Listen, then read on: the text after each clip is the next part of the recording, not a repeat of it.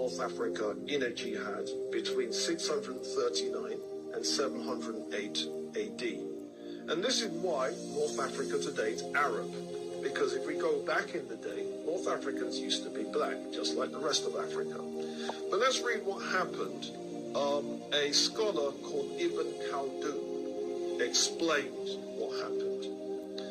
At the time of the conquest of Northern Africa, and I put in brackets by the Arabs, some merchants penetrated into the western part of the land of the blacks and found no king more powerful than the king of Ghana. His states extended westwards to the shores of the Atlantic Ocean. Kumbi Saleh, the capital of this strong, populous nation, was made up of 2 towns and formed one of the greatest and best populated cities in the world. The author of the Book of Roger makes special mention of it, as does the author of Roads and Kingdoms. So what have we just been told? When the Arabs conquered North Africa, they tried something in West Africa. But whatever they tried, they were stopped by this most powerful West African king, who presumably handed out a smackdown. That king was the ruler of Ghana, and his territories were all the way from the Atlantic Ocean inland. And his capital city was one of the greatest and best populated cities in the world.